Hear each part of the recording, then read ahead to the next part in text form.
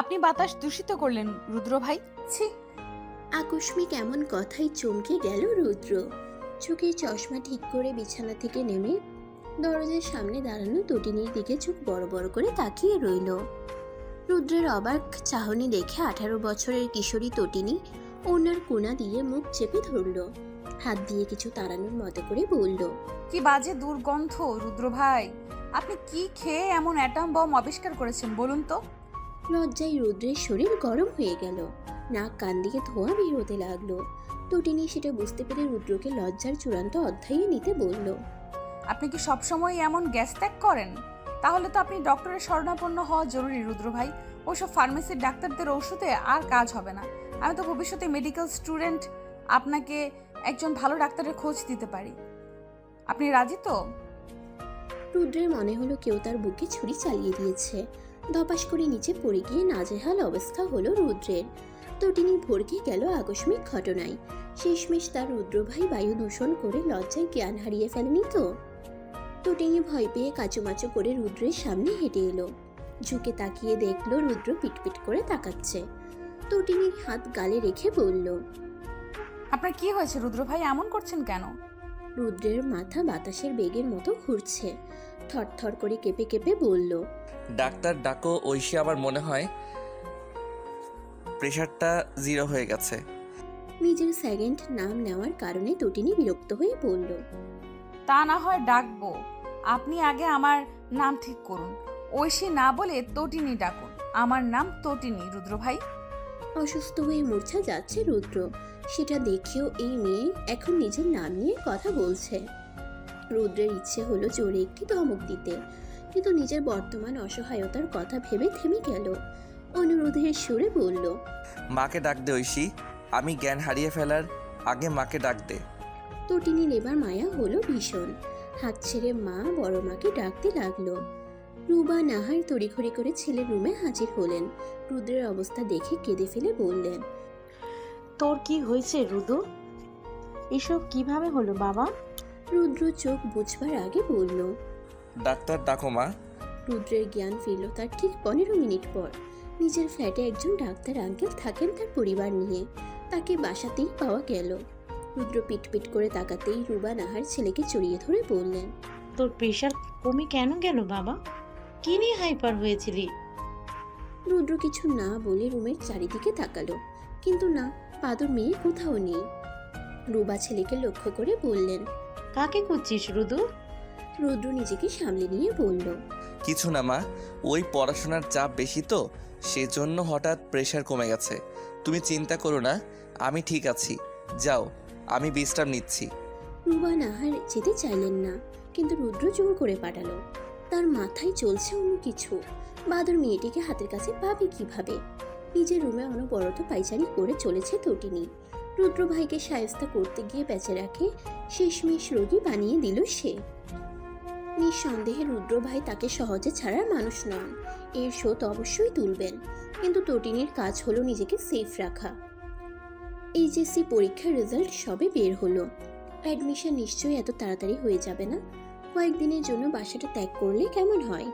নিজের অমন অতুলনীয় বুদ্ধির জন্য নিজেকে বাহাবা দিল তটিনী। রুদ্রভাই তটিনীর উপন্যাসের প্রিয় একটি বই ছিঁড়ে ফেলেছিলেন, সেজন্য সে রুদ্রভাইকে সায়স্তা করতে গিয়েছিল। গতকাল সন্ধ্যার ঘটনা। হোস্টেল থেকে বাসায় এসেছে রুদ্র। ঢাকা বিশ্ববিদ্যালয়ের ইংরেজি ডিপার্টমেন্টের স্টুডেন্ট হলেন তটিনীর বায়ু দূষণকারী রুদ্র ভাই। কথায় কথায় ইংরেজি বলা যার স্বভাব। অসুস্থ হওয়ার পর রুদ্র ভাই যদি একটাও ইংরেজি বলতেন, তটিনী কখনোই কাউকে ডেকে দিত না। যাই হোক, গতকালের ঘটনাটা বলি। রুদ্র বাসায় এসে নিজের রুমে চলে গেছিল। সন্ধ্যার আগে পর্যন্ত সব ঠিকঠাক, কিন্তু সন্ধ্যাতেই তুল কালাম ঘটে গেল। রুদ্র বাড়ি মাথায় তুলে ফেলল। রুদ্র নিজেও ছোট থেকে উপন্যাস প্রেমী। হোস্টেলে সে কোনো উপন্যাসের বই নিয়ে না গেলেও বাসাতে আসলেই পড়ে। নিজের বুক শেলফে হাত দিতেই নিজের প্রিয় বইয়ের নাজেহাল অবস্থা চোখে পড়ে তার। এই কাজ একমাত্র তটিনীরই হবে বুঝতে পেরে রুদ্রর আগে গজগজ করে। তটিনী আর তার মধ্যে মাঝে মধ্যেই উপন্যাসের বই নিয়ে ঝগড়া লেগে যায়। রুদ্র নিজের বই কাউকেই ছুতে দেয় না, কিন্তু তটিনী ঠিকই লুকিয়ে বই নিয়ে পড়ে। সেটা বুঝেও রুদ্র কিছু বলে না, কিন্তু তাই বলে শেষ পর্যন্ত বই ছিঁড়ে এমন অবস্থা করবে? নিজের প্রিয় বইয়ের জন্য রুদ্রের হৃদয় ব্যথিত হলো। তটিনীর ঘরে গিয়ে তটিনীকে জিজ্ঞেস করতেই তটিনী মানা করে বলল সে বই ছেড়েনি, কিন্তু বিশ্বাস করল না রুদ্র। রাগে অন্ধ হয়ে তটিনীর প্রিয় বই সাতকাহন উপন্যাসের উৎসর্গ পৃষ্ঠা ছিঁড়ে ফেলল। তটিনীর মনে হয়েছিল কেউ তার হৃৎপিণ্ডে আঘাত করেছে। রুদ্র রাগ মিটিয়ে নিজের রুমে চলে আসে, কিন্তু তটিনীকে একবারও খেয়াল করে দেখেনি। দেখলে হয়তো বুঝতে পারত তার রাগের কারণে একজন কিশোরীর হৃদয়ে ঠিক কতটা ব্যথিত হয়েছে। তটিনীর বাবা তাহের ইফফাত মারা গেছেন তটিনীর ঠিক 11 বছর বয়সে। ছোট ভাই তুরফান তখন 5 বছর বয়সী। বাবা মরণ ব্যাধি রোগে মারা যাওয়ার পর রুদ্রের বাবা তাইমুম ইরফান তটিনীও তার মা ভাইয়ের দায়িত্ব নেন। তটিনীর মা ঈশানী তখন থেকে রুদ্রের মাইনি রুদ্রকে দেখে ভরকে গিয়ে নিজেকে সামলে নিল। রুদ্র চোয়াল শক্ত করে বলল, ফাজিল মেয়ে, কোথায় যাওয়া হচ্ছে ব্যাগপত্র গুছিয়ে? তটিনী হাতের ব্যাগের দিকে তাকিয়ে আবার রুদ্রের দিকে তাকালো। রুদ্র ভাইকে যদি এখন বলে সে কয়েকদিনের জন্য খালার পাশেই যাচ্ছে, তাহলে রুদ্র ভাই নিশ্চিত বলবেন ভয় পেয়ে চলে যাচ্ছ ঐশী। কিন্তু সেটা চাই না তটিনী, তাই নিজ মনে ফোন দিয়ে এটে বলল, বাসাতে বায়ু দূষণের দুর্গন্ধে টিকতে পারছি না রুদ্র ভাই, সেই জন্য আমি বাসা ত্যাগ করছি কয়েকদিনের জন্য। আপনি প্লিজ ফ্রেশ স্প্রে দিয়ে বাসাটা পরিষ্কার করে হোস্টেলে ফিরবেন, তখনই আমি বাসায় পুনরায় আগমন করব। বলেই তটিনী পগার পার হলো রিকশায় উঠে। রুদ্র হতবিহ্বল হয়ে তটিনীর চলে যাওয়া রিকশার দিকে তাকিয়ে রইল। রাগে চিৎকার করে বলল, I will kill you Oishi. Tatini Iffat Oishi. নামটা তাহের ইফফাত খুব শখ করে রেখেছিলেন। নিজের ছোট ছেলে তুরফান ইফফাতের নামটাও তিনিই রেখেছেন। তাহের ইফফাত মারা যাওয়ার পর তটিনী বুঝতে পেরেছে একজন বাবা ঠিক কতটা ভূমিকা রাখেন একটি পরিবারে। রুদ্রের মায়ের সাথে আজ ঝগড়া হয়েছে ঈশানী। 12 বছরের তুরফান নুডলস খেতে বায়না ধরেছিল। ঈশানী রান্নাঘরে ছেলের জন্য নুডলস বানাতে গেলেই দেখতে পান রুবা নাহার চা বসিয়েছেন চুলায়। রুদ্রদের কিচেনে 2টো চুলা, একটাতে রুদ্রের মা চায়ের পানি বসিয়ে অন্যটিতে আগুনবিহীন ট্রে রেখে দিয়েছেন। ঈশানী ট্রেটা সরিয়ে ফেলার চেষ্টা করলে রুবা নাহার খেপে যায়। ঈশানী ইতস্তত করে বললেন, আপা তোর না নুডলস খেতে চাইছে। রুবা নাহার মুখ বাঁকিয়ে বললেন, নুডলস খাবে? খাওয়াও। এখানে এসে দাঁড়িয়েছো কেন? নুডলসটা রান্না করতে হবে আপা, তুরফান কাপ নুডলস খায় না। রুবা নাহার তাতে চোখ মুখ কুচকে বললেন, অন্যের টাকায় খেয়ে পড়ে বেঁচে আছো, তাতেই এত সকাল রাত? নিজেদের টাকায় খেতে তাহলে বুঝতে সকাল রাত কোন দিক দিয়ে পালিয়ে যায়। ব্যাস এক কথাই 2 কথাই ঝগড়া। অবশ্য এসব নতুন না। রুবা নাহার মাঝে মধ্যেই স্বামী সন্তানের অগোচরে এমন ব্যবহার করে থাকেন ঈশানীর সাথে, কিন্তু কখনো ঈশানী প্রত্যুত্তরে কিছু বলেন না। আজ ঝগড়া হয়ে গেল, ফলে বাসায় অবস্থানরত সবার কানে গেল সবকিছু। রুদ্র নিজের ঘর থেকে বেরিয়ে এসে মাকে মৃদু স্বরে বলল, এসব কেমন আচরণ মা? তুরফান ছোট মানুষ, খাবার বায়না করবেই, তাই বলে তুমি এভাবে কথা বলবে? এটা তোমার থেকে এক্সপেক্ট করিনি মা। আমার কেমন যেন লাগছে। তুরফানের জায়গায় আমি বা রাজ হলে কি এভাবেই বলতে মা? রুবা নাহার চোখের জল নাকের জল এক করে বললেন, বাইরের মানুষের জন্য তুই আমার সাথে এমন করে কথা বলছিস রুদু? আমি না হয় একটু বলেই ফেলেছি, সে তো সব সময় বলা কথা বলেছি, সেটার জন্য তর্ক করলো কেন? সব সময় তো একদিনই সহ্য করা যায় না মা। তুমি নিজেই বলেছ তুমি সব সময় বলো, তার মানে চাচি এসব সব সময় সহ্য করে এখানে থাকছেন। তিনি তো আমার চাচার বৌমা, তুমি তার সাথে এরকম ব্যবহার করো আমি কখনো কল্পনাতেও ভাবিনি। আর সে বাহিরের মানুষ নয় মা, সে আমাদের পরিবারের একজন। আমি তোমার এই রূপ নতুন দেখছি মা, তোমাকে আমার মা মনে হচ্ছে না। রুদ্র নিজের রুমে গিয়ে দরজা বন্ধ করে দিল। রুবা নাহার এতে আরো ফুঁসে উঠলেন। ঈশানীর গালে চড় মারলেন জোরে। ব্যথায় টনটন করে উঠল ঈশানীর গাল। ঠিক সেই সময় বসার ঘরে প্রবেশ করলো টটিনী। খালার বাসায় যেতে গিয়েও ফিরে এসেছে কিন্তু হাসি মুখে বাসায় ঢুকতেই এরকম বিস্ময়কর কিছু দেখবে হয়তো ভাবতে পারেনি। টটিনীর মনে হলো চটটা তার নিজের গালেই মারা হয়েছে। অশ্রুসিক্ত অবাক দৃষ্টিতে একবার মা তো একবার বড় মায়ের দিকে তাকাচ্ছে সে। রুবা নাহার মুখ বাঁকিয়ে নিজের রুমে ঢুকে গেলেন। ঈশানী লজ্জায় অপমানে ফুঁপিয়ে উঠলেন। টটিনী মাকে ধরে রুমে নিয়ে গেল। তুরফান এতক্ষণ রুমের দরজার পিছনে লুকিয়ে সব দেখছিল। মনে মনে নিজেকে অনেক দোষারোপ করেছে সে। কেন যে নুডলস খেতে বায়না করেছিল। ঈশানীকে খাটে বসালো টটিনী। তুরফান দৌড়ে এসে মাকে জড়িয়ে ধরে কেঁদে ফেলল। বলল, আমি আর কখনো লুডোস খেতে চাইবো না মা, তুমি কেঁদো না। ঈশানের বুকটা যেন ফেটে গেল। ছেলে মেয়েকে দু হাতে জড়িয়ে হাউমাউ করে কাঁদল কিছুক্ষণ। তটিনীর হৃদয়ে বয়ে চলেছে অসহনীয় এক যন্ত্রণা। জীবনের এই কঠিন পরিস্থিতিতে দাঁড়িয়ে তটিনী অনেক কিছুই ভেবে নিল। তার ভাবনা অনুযায়ী কাজে হয়তো কষ্ট হবে, কিন্তু দিন শেষে তার মা ভাইকে কখনো কারো খাওয়ার খোঁটা শুনতে হবে না। কান্নার শব্দ শুনে রুদ্র ঘর থেকে বেরিয়ে এলো। তটিনীদের রুমের দরজায় টোকা দিয়ে ডাকতে লাগলো। Oishi, open the door. Turfan, don't cry. চাচি প্লিজ কাঁদবেন না। Oishi, open the door. রুদ্রের কথা কেউ শুনল না, দরজা খুলে দিল না কেউ। রুদ্র হতাশ হয়ে নিজের রুমে চলে গেল। রাতে তাহসিন ইরফান বাসায় আসার পর রুদ্র বাবাকে সব বলে দিল, সাথে নিজের মায়ের করা আচরণের কথাও। তাহসিন ইরফান হতভম্ব হয়ে কিছুক্ষণ বসে রইলেন। হুঁশ ফিরতেই রুবা বলে চিৎকার করলেন। রুবা নাহার জড়সড় হয়ে বসা রুমে এসে দাঁড়ালেন। তাহসিন ইরফান রাগে কেঁপে কেঁপে বললেন, তুমি আমার অগোচরে এসব করে বেড়াও রুবা? রুবা আমতা আমতা করে বললেন, ওসব একটু একটু সংসারী হয়েই থাকে, তাই বলে আপনি এই বয়সে এসে এত বড় ছেলের সামনে আমাকে ধমকে কথা বলবেন? তাহসিন ইরফান হতবিহ্বল হয়ে বললেন, আমি তোমাকে সবার থেকে আলাদা ভেবেছিলাম রুবা। বুঝতে পারিনি তুমি জগৎ সংসারে বাকি সব মানুষের মতোই স্বার্থপর কেউ হবে। আমারই ভুল। আমি এতদিন তোমার উপর বিশ্বাস রেখে নিজের ভাইয়ের আমানতদের এই বাড়িতে রেখে দিয়েছিলাম। আমার ভাইয়ের রেখে যাওয়া যা কিছু আছে না, তা দিয়ে ওদের আরাম আয়েশ করে দিন না গেলেও সাধারণভাবে চলে যাবে। আমি চেয়েছিলাম সঠিক সময়ে সব ওদের বুঝিয়ে দিতে। আমার মনে হচ্ছে এখনই সেই সময়। তটিনী। তটিনী ইতস্তত করে তার বড় বাবার সামনে এসে দাঁড়ালো। তাহসিন ইরফান হাত বাড়িয়ে তটিনীকে আগলে নিলেন। নিজের পাশে কাঁধ জড়িয়ে বসিয়ে বললেন, তোমার বাবা তোমার মায়ের নামে একটা ফ্ল্যাট কিনে রেখে গেছিলেন, সাথে ব্যাংকের অ্যাকাউন্টে তোমাদের নামে কিছু টাকা। আমি চাই তুমি সেগুলো বুঝে নাও মা। ঈশানী ততক্ষণে বসা রুমের কোনায় এসে দাঁড়িয়েছেন। তাহসিন ইরফান ঈশানীর সামনে গিয়ে দাঁড়িয়ে মাথায় হাত রেখে বললেন, আমি জানতাম না বোন, তোমার ভালো করতে গিয়ে এত বড় ক্ষতি করে ফেলবো। আমাকে ক্ষমা করে দিও। তটিনী এগিয়ে এসে বলল, আমিও একটা সিদ্ধান্ত নিয়েছি বড় বাবা। তাহসিন ইরফান কৌতূহল দেখিয়ে বললেন, কী সিদ্ধান্ত মা? আমি মা ও ভাইকে নিয়ে বাবার রেখে যাওয়া ফ্ল্যাটে চলে যেতে চাই। বয়স তো কম হলো না, 18 বছর হয়ে গেছে আমার।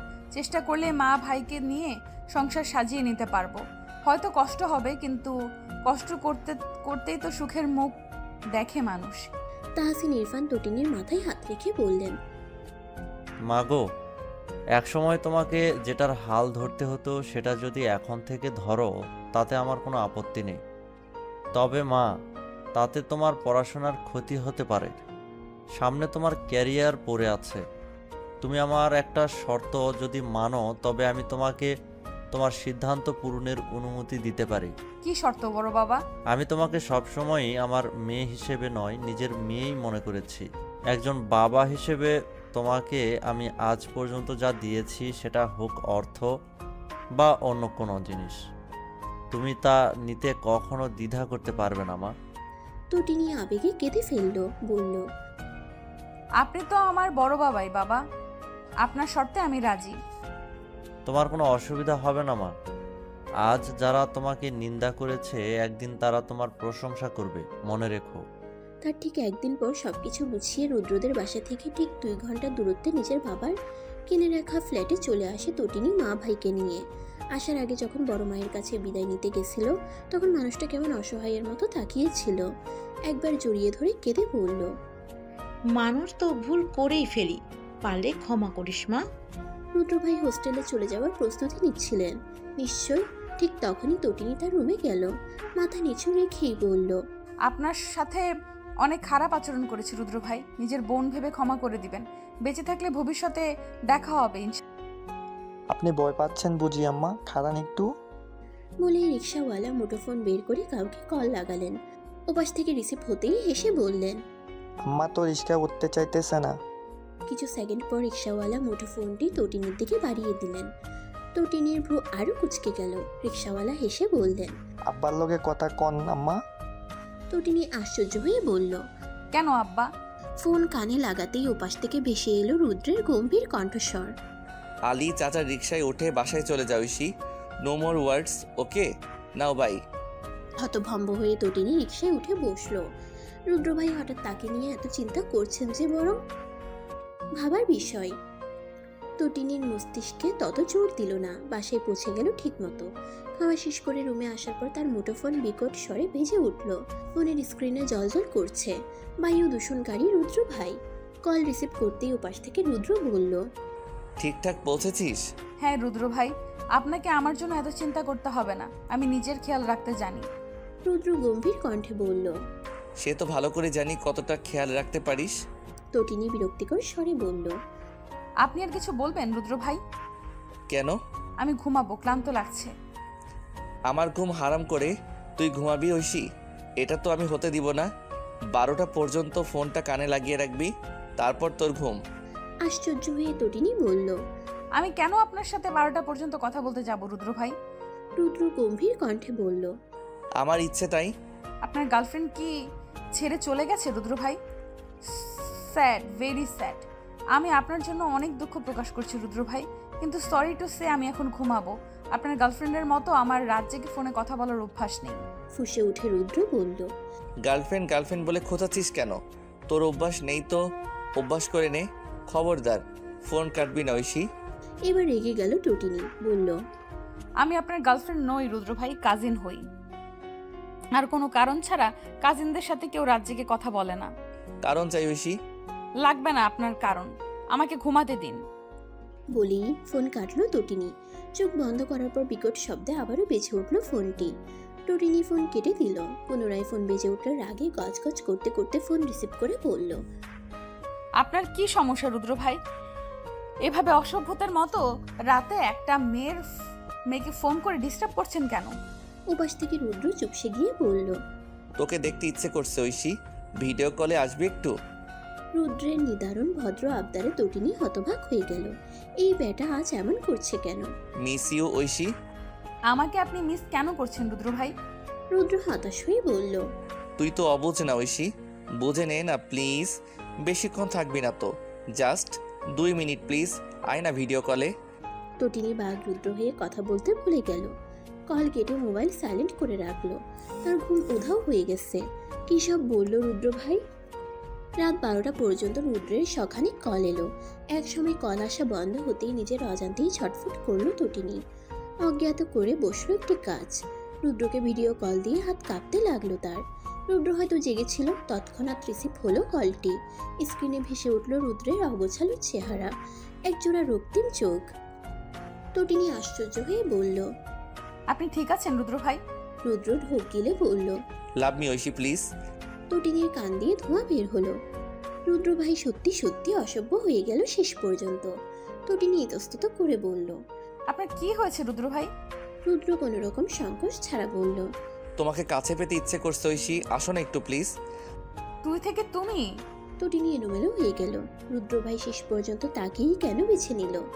আশ্চর্য হয়ে তটিনী বলল, আপনি আমার প্রতি কবে থেকে এত দুর্বল হলেন রুদ্র ভাই? আপনাকে আমার অচেনা লাগছে। এমন অগোছালো স্বভাব আপনাকে মানাচ্ছে না, প্লিজ স্বাভাবিক হন। আমায় ভালোবাসবে না ঐশী? বাসো না একটু বউ। তটিনীর হৃৎপিণ্ড কেঁপে উঠল। শেষ পর্যন্ত বউ বলল, আপনি নিশ্চিত নেশা করেছেন রুদ্র ভাই, নিজেকে স্বাভাবিক করুন। আমি আপনার বউ নই, বোন হই। বলেই খট করে কল কেটে দিল তটিনী। তার হৃদযন্ত্র রীতিমতো লাফালাফি করছে। তটিনী নিজেকে মনে মনে শাসিয়ে বলল, একদম না তটিনী, একদম দুর্বল হবি না ছেলেদের প্রতি। সে তোর ভাই হয়, সবসময় ভাইই থাকবে।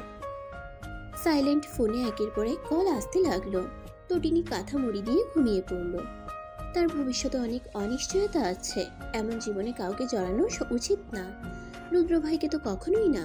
মানুষটা উপরে শক্ত হলেও ভিতরে নরম, নাহলে কি আজ এমন পাগলাটে আচরণ করে? ঢাকা বিশ্ববিদ্যালয়ের হোস্টেল রুমে এক যুবক নিদ্রাহীন বসে রইল। মনে বয়ে চলেছে প্রেয়সীকে কাছে না পাওয়ার তীব্র ঝড়। যুবকটির চোখ থেকে সাদা ঝকঝকে চশমাটি খুলে রাখলো।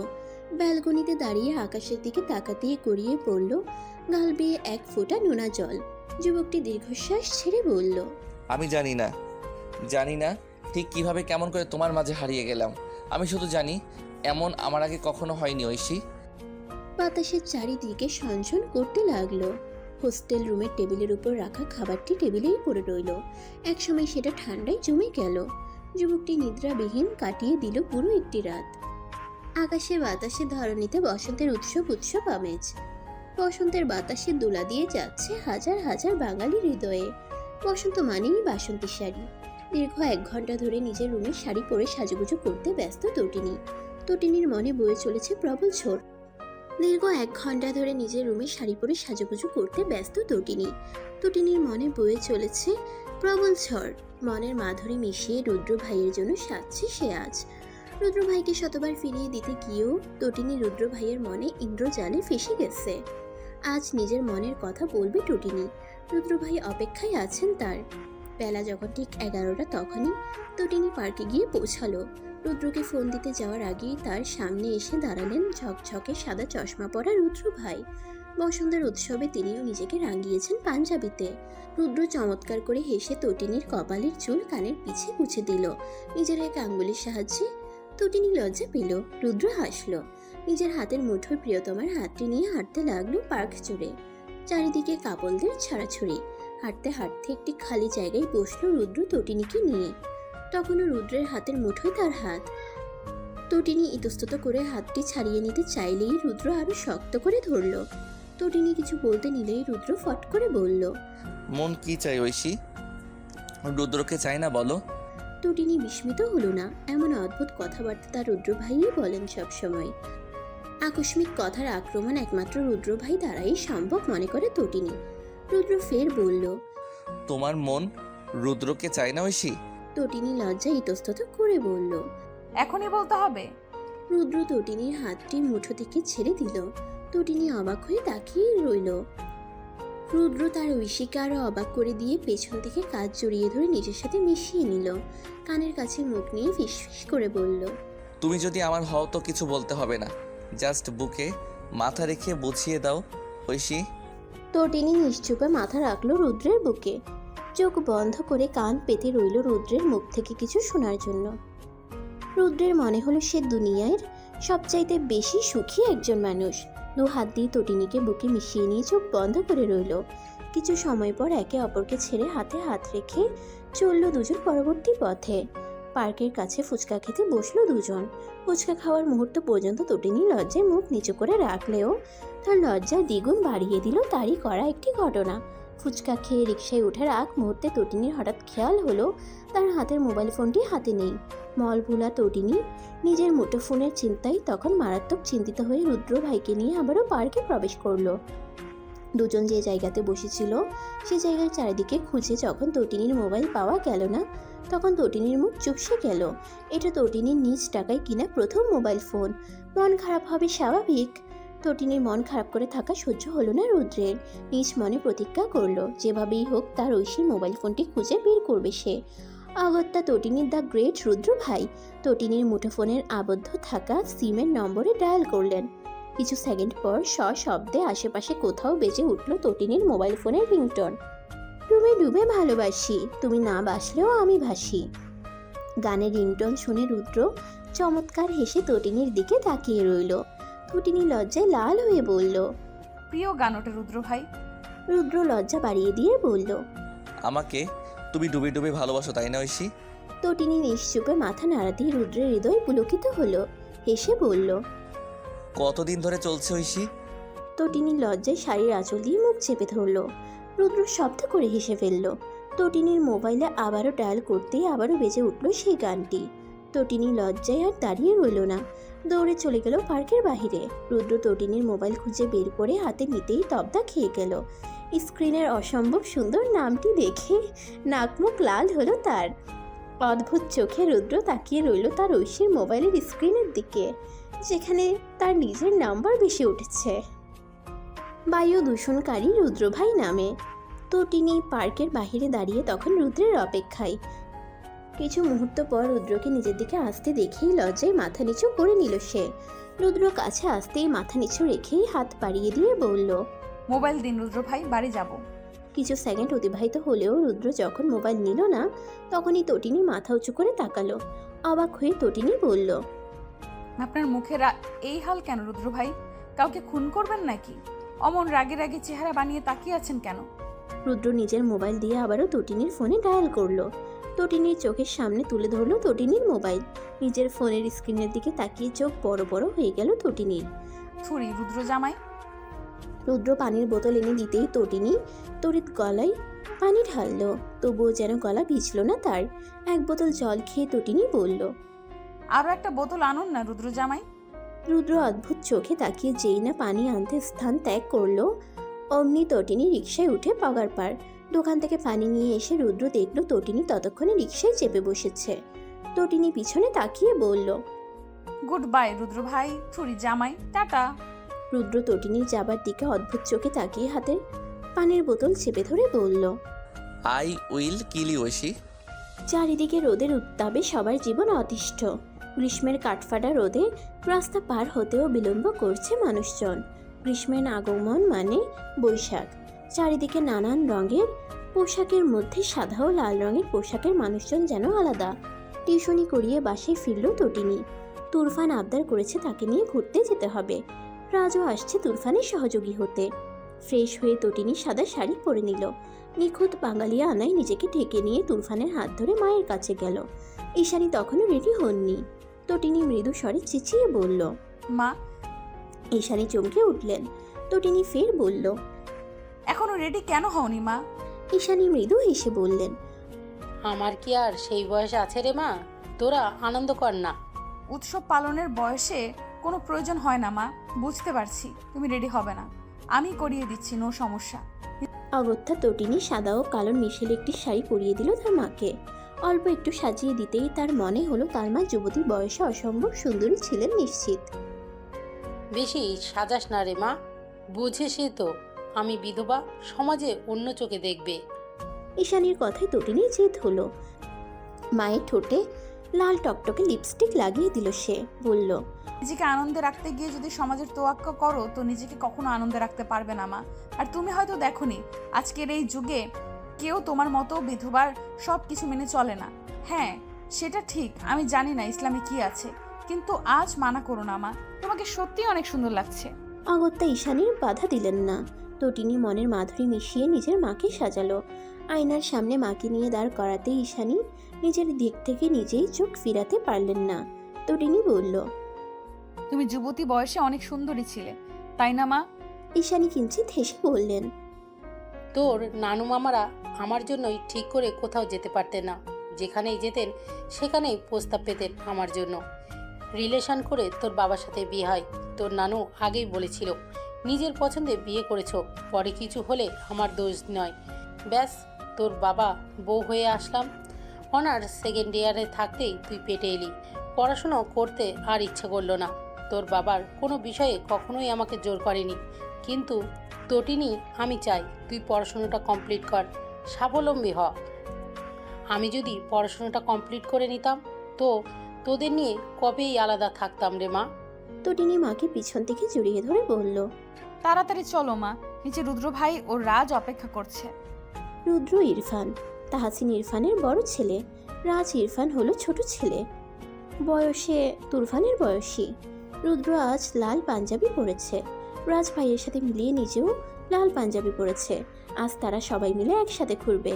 রুদ্র হাত ঘড়িতে সময় দেখতে দেখতে তটিনীদের আসার দিকে তাকালো। এক মুহূর্ত রুদ্র থমকে রইল। নিজেকে সামলিয়ে হেসে ঈশানীকে সালাম দিয়ে বলল। কেমন আছেন চাচি? ঈশানী মৃদু হেসে বললেন। ভালো আছি বাবা, তোমরা সবাই ভালো আছো তো? ভালো আছি চাচি, আপনাকে দেখে আরও ভালো লাগছে। রুদ্র দুইটা রিক্সা নিল।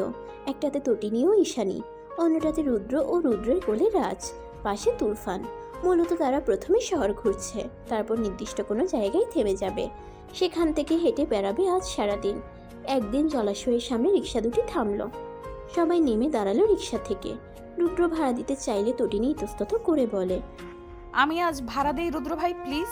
রুদ্র কিছু সেকেন্ড চেয়ে বলল। চাকরি যখন করবে তখন দিও, মানা করব না। অগত্যা তটিনী চুপ হয়ে গেল। রুদ্র ভাড়া মিটিয়ে হাঁটতে হাঁটতে তটিনীর পাশে এসে বলল। আজ তোমাকে চমৎকার দেখতে লাগছে ঐশী, শাড়িতেই নারী, বলো। তটিনী হুঁ বলে ঈশানীর পাশে চলে গেল। রুদ্র মাথা চুলকে রাজার হাত ধরে হেঁটে চলল প্রেয়সীর পিছে পিছে। ফুলের দোকান থেকে দুটি সাদা ফুল কিনল রুদ্র। সে ফুলের নাম জানে না। নাম না জানা ফুল একটি গুজে দিল ঈশানীর কানের ফাঁকে, আর একটি গুজে দিল তটিনীর কানের ফাঁকে। ঈশানী হেসে বললেন, আজ নিজেকে কেমন তোমাদের মতো লাগছে বাবা, মনে হচ্ছে আমি তটিনীর বয়সী বাচ্চা একটি মেয়ে। রুদ্র হেসে বলল, আপনার বয়স তেমন হয়নি চাচি। আপনি নিজের যত্ন নেন না, সেজন্য আপনাকে দেখে বোঝা যায় না আপনি এত সুন্দরী। আজকের পর থেকে নিজের যত্ন নেবেন চাচি। নিজেকে ভালোবাসার মধ্যে অন্যরকম আনন্দ রয়েছে। ঈশানী হেসে তুরফানের হাত ধরে জলাশয়ের পাশ দিয়ে হেঁটে চললেন। দুপুরের কাঠ ফাটা রোদ ধীরে ধীরে কমে যাচ্ছে। বিকাল হয়ে আসছে, সূর্য নিভে যাচ্ছে। ঈশানী শাড়ির আঁচল কাঁধে জড়িয়ে হেঁটে যেতে যেতে বললেন, তাহের ইফাত, তোমার অনুপস্থিতিতে আজ খুব নিদারুণ যন্ত্রণা দিচ্ছে আমায়। এই সময় আমার পাশে তুমি থাকলে ব্যাপারটা মন্দ হতো না বলো। তটিনীরা রবীন্দ্র সরোবরে পৌঁছালো। চারিদিকে রঙে রাঙানো এত মানুষ দেখে এমনিতেই মন দোলা খেলো সবার। নিজেকে সবার মধ্যে একজন ভাবতে পেরে আনন্দ হতে লাগলো তুরফানের। তটিনীর হাত জড়িয়ে ধরে বলল, আপু, আমি আইসক্রিম খাবো। রুদ্র সবাইকে নিয়ে আইসক্রিম খেতে গেল। অনেক খাওয়া দাওয়া ও ঘোরাঘুরির পর সন্ধ্যা নাগাদ সবাই বাড়ি ফিরতেই রিকশায় চেপে বসলো। এবার তটিনী বসেছে রুদ্রর পাশে। তুরফান ঘুমিয়ে মায়ের সাথে রয়ে গেছে। রুদ্রের কোলে রাজ থাকলেও সেও ঘুমে আচ্ছন্ন। সন্ধ্যাবেলায় ঘুমানো এদের দুজনের দ্বারা সম্ভব। রুদ্র চেপে বসলো তটিনীর দিকে, হাতে হাত রেখে বলল, আজ সারাদিন এত কাছে থেকেও একবারের জন্য হাত ধরতে পারিনি। তুমি ইচ্ছে করে দূরে দূরে থেকেছো, তাই না ঐশী? তটিনী মুখ পাকিয়ে বলল, আপনাদের থেকে দূরে বা কাছে কোনোটাই থাকছি না আমি। রুদ্র হেসে বলল, কিছু নিয়ে আমার উপর অভিমান করে আছো ঐশী? না রুদ্র ভাই, আমার আপনার প্রতি কোনো অভিমান নেই। তোমার কথা শুনেই মনে হচ্ছে কিছু হয়েছে, বলো না প্লিজ। আপনি আমার আগে কয়টা সম্পর্কে জড়িয়েছিলেন রুদ্র ভাই? রুদ্র অবাক হতে গিয়েও নিজেকে সামলে নিল। কিঞ্চিত হেসে বলল, 2টা রিলেশন করেছি, কিন্তু সিরিয়াস ছিল না কেউ। আমিও সিরিয়াস ছিলাম না।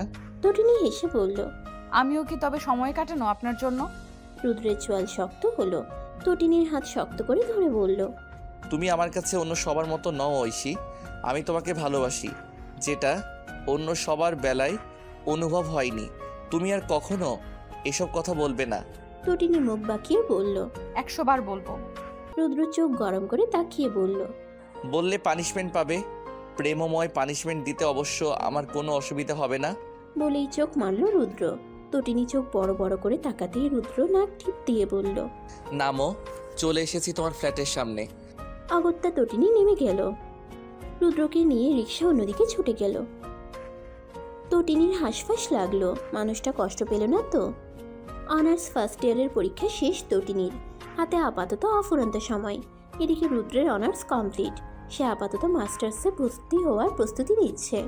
তটিনীর দিনগুলো টিউশনি করিয়ে ও বাসায় মা ভাইয়ের সাথে সময় কাটিয়েই পার হয়ে যায়। তার মধ্যে মাঝে মধ্যে রুদ্রের সাথে দেখা করা, কথা বলা। এই তো তাদের প্রেমের সম্পর্ক চলে যাচ্ছে এভাবেই। আজ সকাল থেকে তটিনীর মোবাইল অফ। সারা রাত কথা বলে ঘুমানোর সময় চার্জে দিতে মনে ছিল না তটিনীর। রুদ্র নিশ্চিত ফোন করে করে অস্থির হচ্ছে। ঘুম থেকে উঠে 10টার দিকে নিজের মোবাইল চার্জে দিল তটিনী। ঈশানীর ঘরে গিয়ে তার ফোন নিয়ে ডায়াল করলো রুদ্রের নাম্বারে। রুদ্র তৎক্ষণাৎ রিসিভ করলো ফোন। তটিনী কিছু বলার আগেই রুদ্র তড়িৎ গতিতে ওপাশ থেকে বলল, ঐশীর বাচ্চা, তোর ফোন কোথায়? শালি, জানিস কত টেনশন হচ্ছিল। সামনে পাই থাপ্পড় দিয়ে সোজা করে ফেলবো। আমার নাম্বারে ব্যস্ত লাগাস না, তোর ফোন চালানো বের করবো। তটিনী আশ্চর্য হয়ে কিছুক্ষণ ফ্যাল করে ফোনের দিকে তাকিয়ে রইল। ওপাশ থেকে রুদ্র খেপে গেল আরো। তাতে দাঁত চেপে বলল, কথা বলিস না কেন? নাকি পুরনো হয়ে গেছি বলে পাত্তা টাত্তা দিচ্ছিস না? শোন, আমি পুরনো হই আর নতুন, তোর আমি ছাড়া গতি নেই। অন্য কোনো ছেলের দিকে তাকিয়ে দেখ, কোনো দিন চোখে দেখতে পারিস কিনা। আমি রুদ্র ইরফান, তোর মাথা ফাটিয়ে দিব ঐশী। তুই আমাকে ছাড়ার চিন্তা ভাবনা করবি তো আই উইল কিল ইউ। তটিনীর গলা শুকিয়ে গেল। এই ব্যাটা তো মারাত্মক ক্ষেপে আছে তার উপর। কি জন্য যে অলসতা করতে গেল। মোবাইলটা চার্জে দিলে আজ এত কথা শুনতে হতো না। তটিনী মিনমিন স্বরে ডাকলো, রুদ্র। ওপাশ থেকে রুদ্র রাগী স্বরে বলল, অন্য সময় না রুদ্র ভাই বলে মুখে ফেনা তুলে ফেলিস। এখন কিসে রুদ্র পাম মারস? ভাবছস তোর এই আল্লাদিটাকে গলে যাব? নো ঐশী, ইউ আর রং। রুদ্র ইরফানকে গলানো এত সহজ না। তটিনী আবারও মিনমিন স্বরে আদুরে ভাবে ডাকলো। ওগো শুনছো রুদ্র? রুদ্রের গলার স্বর এবার কিছুটা নরম শোনালো। ওপাশ থেকে বলল, কি? তুমি তো জানো আমি কত অলস। তোমার সাথে কথা বলার পর ফোন চার্জে দিতে মনে ছিল না গো। আমি সত্যি অনেক দুঃখিত রুদ্র। তটিনীর কথা শুনে রুদ্র মেজাজ পুরোপুরি ঠান্ডা হয়ে গেল। আদুরের স্বরে বলল, থাক, মন খারাপ করে না। আমি সরি, তোমার ফোন বন্ধ পেয়ে রেগে গেছিলাম, তাই এত সব বলে ফেলেছি জান। তটিনী আকাশের চাঁদ হাতে পাওয়ার মতো করে বলল। সত্যি? রুদ্র হেসে বলল, না, মিথ্যা। আপনাকে এতগুলো ভালোবাসি রুদ্র। আর যা আমার তার উপর আমারই তো সব শখ থাকবে বলো। হ্যাঁ, তা ঠিকই বলেছেন রুদ্র ভাই। ওয়েট, ফোন চার্জে লাগিয়ে কথা বলি। ওপাশ থেকে রুদ্র তড়িৎ গতিতে বলল, না ঐশী, ফোনটা চার্জে লাগিয়ে কখনোই কারোর সাথে কথা বলবে না। যে কোনো সময় দুর্ঘটনা হতে পারে। তটিনী হেসে বলল, হবে না রুদ্র ভাই, আমি তো আর সব সময় চার্জে লাগিয়ে কথা বলবো না, জাস্ট এখন বলবো শুধু। রুদ্র মানা করে বলল, দরকার নেই, মোবাইল চার্জে দাও। সন্ধ্যার পর কথা হবে জান। আমি তোমাকে নিয়ে রিস্ক নিব না কোনো। নিজেকে সেফ রাখবো, কেমন? তটিনী মুখ গোমরা করে বলল। হুম। রুদ্র ফোন রাখতে গিয়েও রাখলো না, বলল, মন খারাপ করে না প্লিজ। হঠাৎ কিছু হয়ে যেতে পারে, বোঝো না কেন? আচ্ছা, আমি আসছি। চাচিকে দেখতে আসছি, ওকে? চাচিকে নাকি চাচির মেয়েকে? দুজনকেই ম্যাডাম। ঠিক বিকাল 5টার দিকে রুদ্র তটিনীদের ফ্ল্যাটে এলো। ঈশানীকে সালাম দিয়ে বসার রুমে বসে তটিনীকে খুঁজতে লাগলো। তটিনী তখন রান্নাঘরে রান্না করছে পাকা কিন্নির মতো। ঈশানী রান্নাঘর থেকে শরবত এনে দিলেন রুদ্রকে। রুদ্র শরবতে এক চুমুক দিয়ে বলল, তোর কোথায় চাচি? ঐশী কই? ঈশানী সামনাসামনি সোফায় বসে বললেন, তোর তো বাবা ঘুমে বসি রান্নাঘরে রান্না করছে। তুমি বসো, আমি ওকে পাঠাচ্ছি। রুদ্র লজ্জা পেয়ে বলল, না না চাচি, রাখবেন, আমি বসছি, আপনিও বসে গল্প করুন। ও রান্না শেষ হলে এমনি আসবে। রুদ্রকে লজ্জা পেতে দেখে ঈশানী হাসলেন। সামনে বসা ছেলেটা তার মেয়েকে অসম্ভব ভালোবাসে, তিনি সেটা জানেন, কিন্তু কখনো রুদ্রকে খোলাখুলিভাবে এসব নিয়ে আলোচনা করেননি। রুদ্রও জানে তার চাচি সব জানেন, সেজন্য সে লজ্জা পাচ্ছে। ঈশানী রুদ্রের কথা শুনলেন না, রান্নাঘরে গিয়ে তটিনীকে পাঠিয়ে দিলেন। তটিনী এতক্ষণ উকি ছুকি দিয়ে দেখছিল রুদ্রকে। মা বলতেই সুরসুর করে বসার ঘরে চলে আসলো। ঈশানী হেসে রান্নায় মনোযোগ দিলেন। রুদ্র তটিনীকে দেখে চোখ মেরে বলল, বাহ, পাকা গিন্নি, কি রান্না করলেন? যাই করি, আপনাকে বলবো কেন? আমার জন্য করনি? করেছি, কিন্তু বলবো না, খাওয়ার সময় দেখে নেবেন। রুদ্র হাত চেপে ধরে নিজের কোলে বসিয়ে বলল। এত পালাই পালাই ভাব কেন? তটিনী ওঠার জন্য চেষ্টা করতে করতে বলল, ছাড়ুন, মা রান্নাঘরে আছে, যে কোনো সময় চলে আসবে। রুদ্র কিছু সেকেন্ড বুকে জড়িয়ে রেখে ছেড়ে দিল। তটিনী উঠে গিয়ে সামনাসামনি সোফাতে বসে বলল, নির্লজ্জ পুরুষ। রুদ্র চমৎকার করে হেসে বলল, তোমারই তো। রুদ্র যখন পুরো দমে মাস্টার্সের প্রস্তুতি নিচ্ছিল, তখনই তার ফোনে মেসেজ এলো যে ভিসা পেয়েছে কানাডার। মূলত রুদ্র অনার্স লাস্ট ইয়ারের পরীক্ষার অনেক আগে অ্যাপ্লাই করে রেখেছিল মাস্টার্স করার জন্য। এভাবে আকস্মিক ভিসা পেয়ে যাবে ভাবেনি। কানাডার সরকার তাকে অনুমতি দিল, কিন্তু রুদ্র যাবে কিভাবে? তটিনী মানবে তো? তটিনী মানলেও রুদ্র নিজে থাকতে পারবে? রুদ্র ঠিক করলো সে কানাডাই যাবে না। রুদ্রের ভাবনার মধ্যেই রোবা নাহার রুদু রুদু বলে ডাকতে ডাকতে রুমে ঢুকলেন। তড়িৎ গতিতে বললেন, রুদু, তোর ফোন চেক কর তো। তোর সাথে অ্যাপ্লাই করা তোর কলেজের বন্ধুর কানাডার ভিসা কনফার্ম। আমাকে মাত্রই ফোন করে জানালো। তোর এসেছে কিনা দেখ তো। আমার মনে হয় তুই পাবি, কারণ ওর থেকে তুই সব দিক থেকে এগিয়ে আছিস। এক নাগারে কথা বলে থামলেন রুবা নাহার। রুদ্র থমথমে গলায় বলল, আমারও এসেছে মা। রুবা নাহার খুশিতে চিৎকার করে ছেলেকে জড়িয়ে ধরলেন। ও মা, সত্যি? তুই নিজ থেকে বলিস কেন রুদু? আমার যে কি খুশি লাগছে। কানাডা কত সুন্দর দেশ জানিস? রুদ্র হাসার চেষ্টা করে বলল। আমি যদি না যাই কোনো প্রবলেম হবে মা? রুবা নাহারের হাসি হাসি মুখ চুপসে গেল। রুদ্র হেসে বলল, না মানে তোমাদের ছেড়ে যেতে ইচ্ছে করছে না মা। রুবা নাহার হেসে ছেলেকে জড়িয়ে ধরে বললেন, 2 বছরই তো রুদু, দেখতে দেখতে চলে যাবে। তোর বাবার বংশে এর আগে কেউ উচ্চ শিক্ষার জন্য কানাডা যায়নি, তুই প্রথম। বুঝতে পারছিস কত বড় ব্যাপার এটা? রুদ্র কিছু না বলে শুধু হাসলো। রুবা নাহার রুম থেকে খুশি মনে চলে গেলেন। বিল্ডিংয়ের সবাইকে জানাবেন তার রুদ্র কানাডার স্কলারশিপ পেয়ে গেছে। সন্ধ্যা হয়ে গেছে, তবুও রুদ্র নিজ থেকে ফোন করেনি বলে তটিনী নিজেই চিন্তিত হয়ে কল দিল। রুদ্র কল রিসিভ করে চুপ করে রইল। তটিনী চিন্তিত স্বরে বলল, কিছু কি হয়েছে রুদ্র ভাই? আমি তোমার থেকে দূরে কিভাবে থাকবো ঐশী? ভাবতেই তো আমার দম বন্ধ হয়ে আসছে। রুদ্রের কথা শুনে তটিনী ভরকে গিয়ে বলল, মানে? আমার কানাডার স্কলারশিপ কনফার্ম ঐশী, মেসেজ এসেছে আজ, ভিসা পেয়ে গেছি। তটিনী কিছু সেকেন্ড চুপ থেকে বলল, ভালো খবর তো, মন খারাপ কেন? আমার তোমাকে ছাড়া থাকতে কষ্ট হবে, দীর্ঘ 2 বছর না দেখে কেমন করে থাকবো? তটিনী হেসে বলল, আজকের যুগে এইসব কোনো ব্যাপার না রুদ্র ভাই, মাত্র তো 2 বছর। ফোন থাকতে আপনি আমাকে না দেখে থাকবেন কেন? প্রতিদিন কথা হবে আমাদের। তাছাড়া বড় মা আপনাকে নিয়ে অনেক স্বপ্ন দেখেন। আপনি এভাবে সব ক্যান্সেল করলে সে কষ্ট পাবে, বুঝতে পারছেন আপনি? রুদ্র গোমরা মুখে বলল, সবার কথা ভাবছো, আমার কথা কেন ভাবছো না? আমি যাব না ঐশী, প্লিজ জোর করো না, মাকে ম্যানেজ করে নিব। তটিনী জেদ ধরে বলল, আপনি যাবেন রুদ্র ভাই। আমি ভালো করে জানি এটা আপনার একটা স্বপ্ন ছিল। আমার জন্য আপনি নিজের স্বপ্ন পূরণ না করলে আমার নিজেকে অপরাধী মনে হবে। আপনি কি চান আমি আপনার অপরাধী হয়ে থাকি? তুমি সবসময় আমার অপরাধী ঐশী। আমাকে ভালোবাসার ফাঁদে ফেলার কারণে তোমাকে শাস্তি পেতে হবে। আমি সেই শাস্তি নিতে প্রস্তুত রুদ্র ভাই, কিন্তু আপনার স্বপ্ন পূরণ না হওয়ার অপরাধ আমি মাথায় নিতে পারবো না। আপনি যদি না যান তো কখনো আমার সাথে কথা বলবেন না। তটিনী ফোন কেটে দিল। রুদ্র ফোনের দিকে তাকিয়ে রইল চুপচাপ। রাত গভীর হলো, আকাশে আজ চাঁদ নেই। তারা ছড়িয়ে ছিটিয়ে আছে পুরো আকাশ জুড়ে। রুদ্র চাঁদবিহীন অন্ধকার আকাশের দিকে তাকিয়ে রইল। 10ম বারের মতো ডায়াল করলো তটিনীর নাম্বারে, কিন্তু বরাবরের মতোই বন্ধ দেখালো। রুদ্রের চোখ মুখ শক্ত হয়ে গেল। বড় বড় চোখে অন্ধকার আকাশের দিকে তাকিয়ে থাকতে থাকতেই তার গাল বেয়ে গড়িয়ে পড়লো এক ফোঁটা গরম নোনা জল। তটিনীকে ফোনে পাওয়া গেল না। সকাল 7টার দিকে রুদ্র ঈশানের নাম্বারে ফোন করলো। তটিনী তখন মায়ের আশেপাশেই ছিল। ঈশানী ফোন রিসিভ করে বললেন, কেমন আছো রুদ্র বাবা? রুদ্রের নাম শুনে তটিনী দাঁড়িয়ে রইল। ওপাশ থেকে রুদ্র হেসে উত্তর দিয়ে বলল, দোয়া করবেন চাচি, কয়েকদিনের ভিতরে কানাডা চলে যাচ্ছি। ঈশানী চমকে গেলেও খুশি হলেন। হাসি মুখে বললেন, বাহ, এ তো মস্ত বড় গুড নিউজ। শুভকামনা বাবা, দোয়া করি আরো বড় হও। ফোন লাউডে থাকাতে তটিনী সব শুনে ফেলল। যাক, অবশেষে তার মহারাজ যেতে রাজি হলেন তাহলে। রুদ্র আরো কিছু কথা বলে ফোন রেখে দিল। নিজ রুমে এসে তটিনী মোবাইল অন করলো। রুদ্রের নম্বরে ডায়াল করতেই তৎক্ষণাৎ রিসিভ হলো। তটিনী হেসে বলল, অবশেষে মত পাল্টালেন তাহলে মশাই। রুদ্র বিষাদময় হাসি দিলেও তা তটিনী নিজ ঘর থেকে দেখতে পারল না।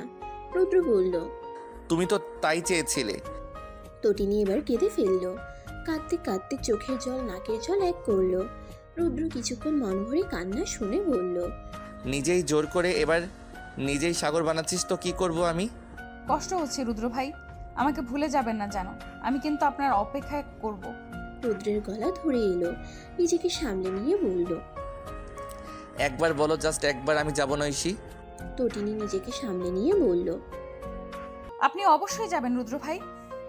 রুদ্র দীর্ঘশ্বাস ছেড়ে বলল, আজ টিউশনিতে যাবে না?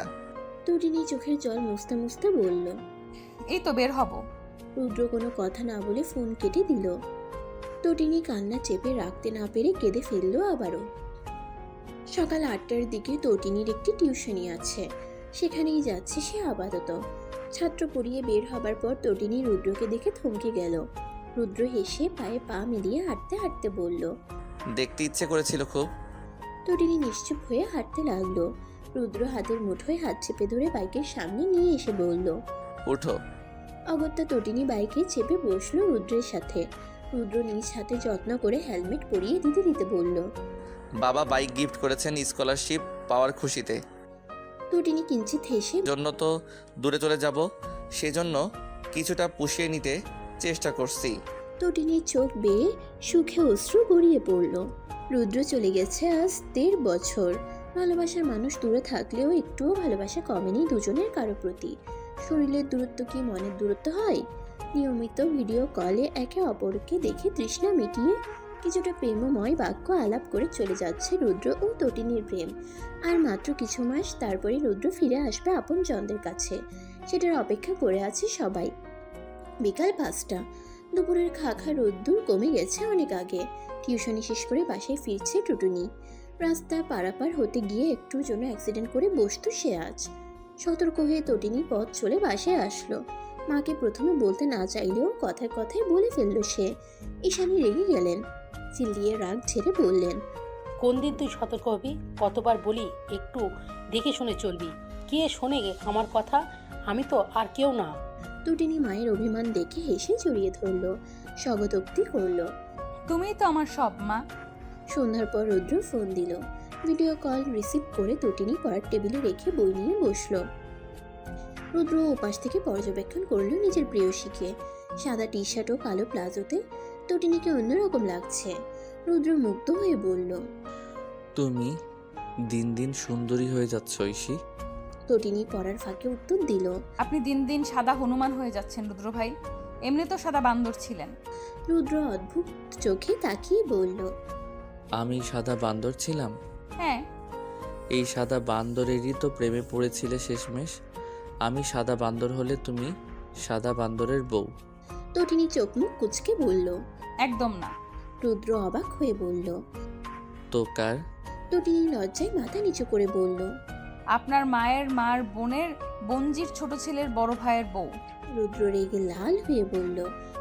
মস্করা করস? তটিনী দাঁত বের করে লম্বা একটা হাসি দিয়ে বলল, একদম না। রুদ্র রেগে ফোন কেটে দিল। তটিনী ফোন দিতে গেলেই দেখতে পেল ব্যাটারি লো, অর্থাৎ তার ফোনে চার্জ নেই। মোবাইল চার্জে দিয়ে তটিনী পড়াতে মনোযোগ দিল।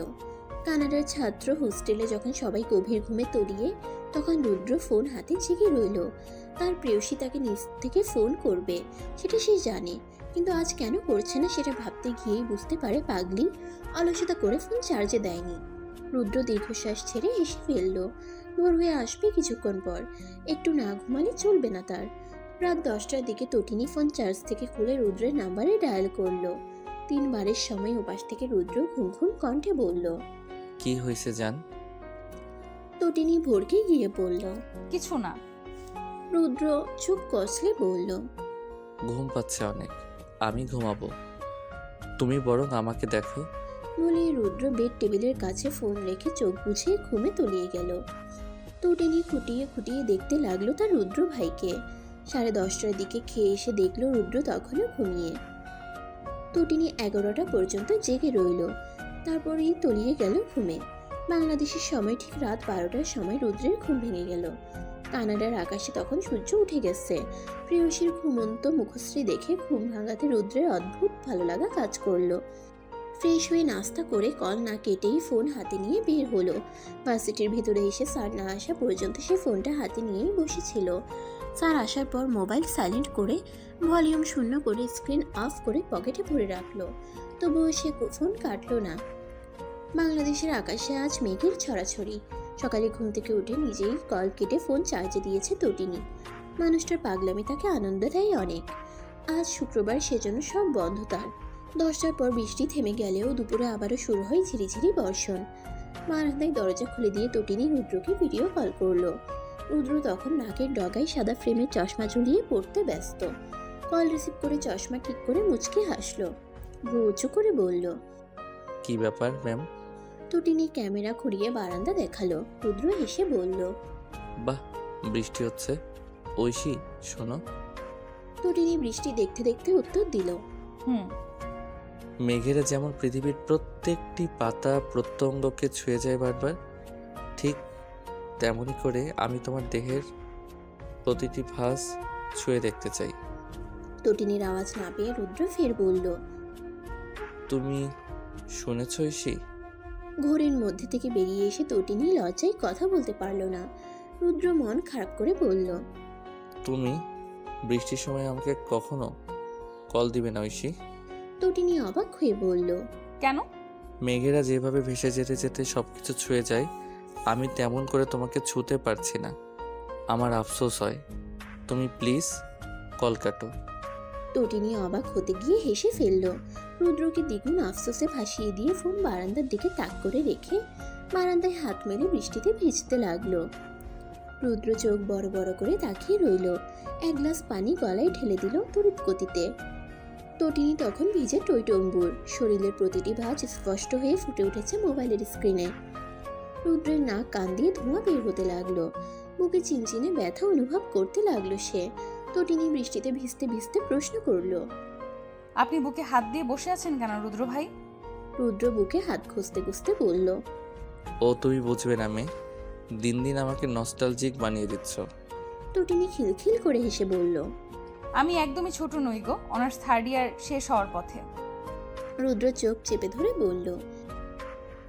চেঞ্জ করে এসো, ঠান্ডা লেগে যাবে। তটিনী দুষ্টুমিতে মেতে উঠে বলল।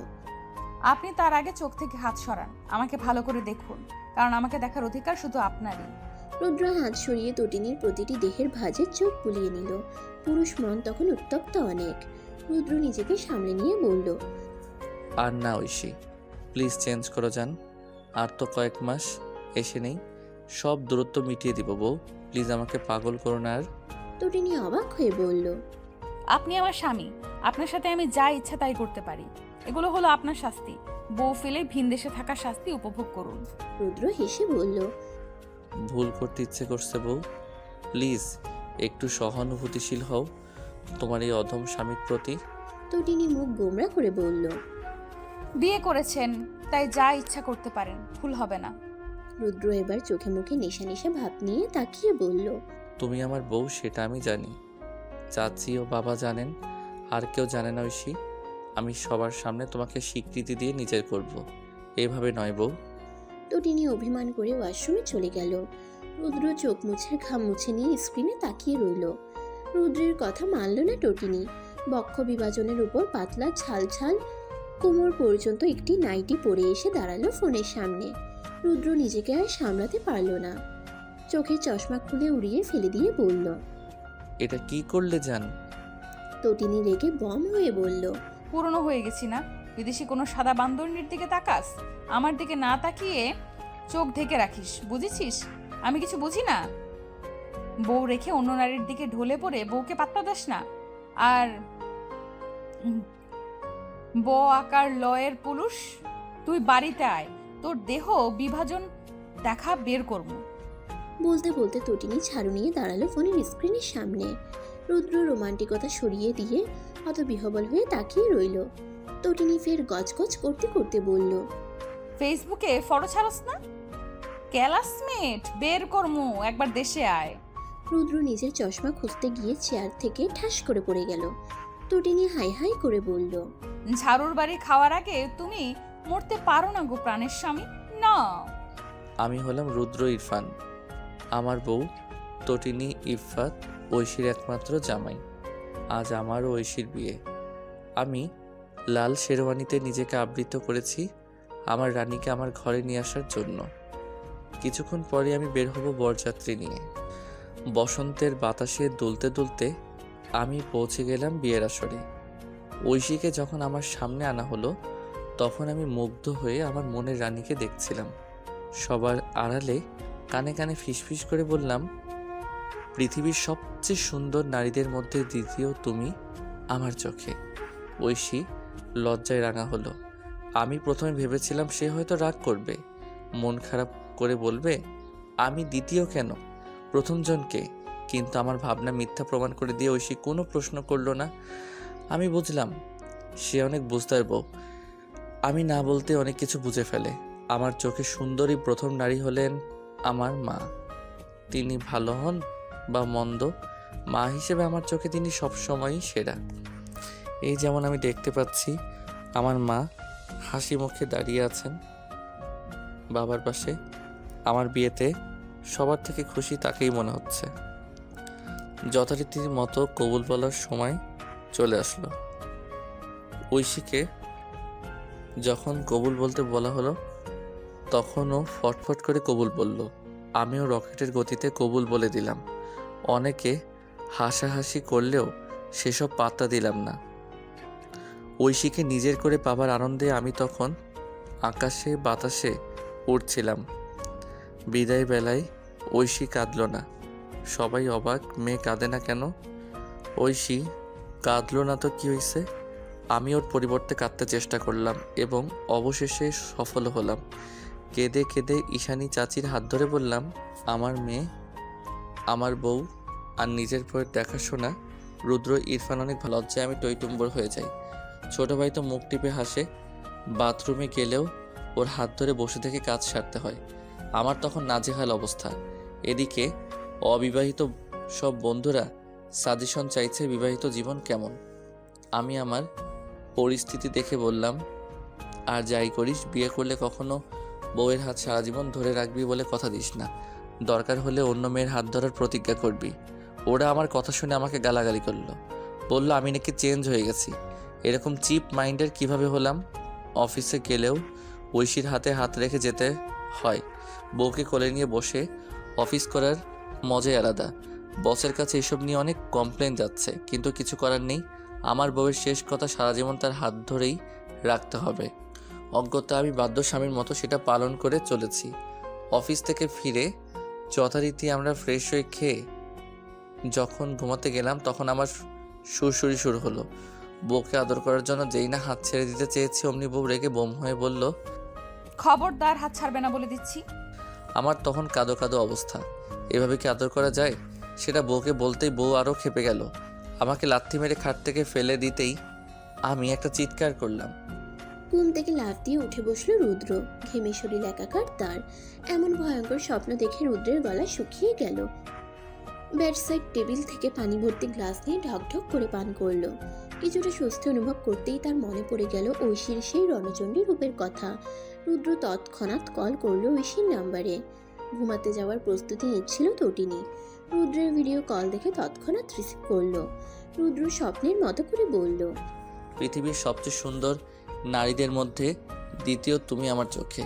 তটিনীর ঘুম উড়ে গেল। দুপুরের মতো রণচণ্ডী রূপ ধারণ করলো মুহূর্তের মাঝেই। রাগে কেঁপে কেঁপে বলল, কি বললি? রুদ্র হেসে ফের বলল, পৃথিবীর সবচেয়ে সুন্দর নারীদের মধ্যে দ্বিতীয় তুমি আমার চোখে।